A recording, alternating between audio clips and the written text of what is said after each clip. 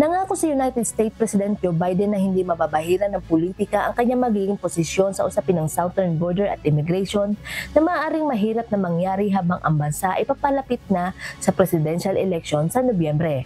Ang mga komento ni Biden ay mula sa tinatawag niyang Good Day kung saan inihayag niya ang isang executive order na naglalayong protektahan ang daan-daang libong asawa ng mga mamamayan ng US na walang dokumento mula sa deportation at payagan silang makapagtrabaho.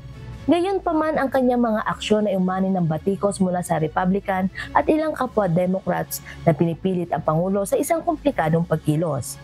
Ngunit ang pangyayari ay naging kabaliktaran sa kanyang malawakang utos sa immigration na inianunsyo noong buwan ng Hunyo, na nagpapahintulot sa mga opisyal na mabilis na alisin ang mga migranteng pumapasok sa US ng iligal nang hindi pinoproseso ang kanilang mga kahilingan na manatili.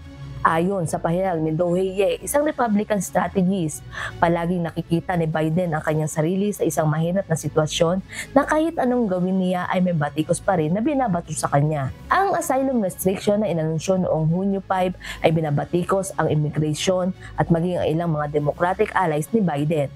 Ito ang pinagtutuunan ng pansin ngayon ng American Civil Liberties Union.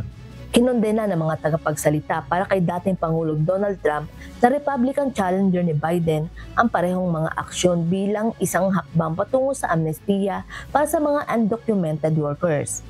Habang ang bilang ng mga migranteng dumating at nakakulong sa hangganan ng US-Mexico ay bumaksak sa taong ito pagkatapos ng makasaysayang pagtaas nung mas maaga sa administrasyon ni Biden. Nalaman ng isang poll noong May Gallup survey na 18% ng mga botante sa US ang tumitingin sa immigration. Bumaba ito mula sa 27% noong Abril. Ang ikatlong pagkakasunod sa buwan na ito ang nanguna sa listahan ng mga alalahanin. Ang mga botohan na isinagawa ngayong taon ay paulit-ulit na nagpapakita na maraming botante ang higit na nagtitiwala kay Trump ukol sa immigration at sa border kaysa kay Biden. Nakita ng isang naturang poll na inilabas ng Decision Desk HQ at News Nation noong Mayo na 46% ng mga botante ang nag-iisip na si Trump ang mahusay na kandidato pagdating sa mga issue kumpara sa 26% lamang para kay Mr. Biden. Hindi malinaw kung ang mga kamakailang aksyon ni Biden ay makakatulong na masugpo ang ilang pagkabalisa sa mga botante sa immigration, ngunit ang ilang mga strategies ay nagbabala na ang mga pananaw ay maaaring mabago ng malaki sa pagitan ng kasalukuyang panahon at ang parating na halalan sa Nobyembre. Higit sa lahat, bilang resulta ng pagsalungat ng Republicans ay magpapahintulot sa Pangulo na ipakita ang kanyang mga kamay ay nakatali, ang kanyang mga aksyon sa ehekutibo ay nag-ambag sa pagbaksak ng bilang ng mga migrante.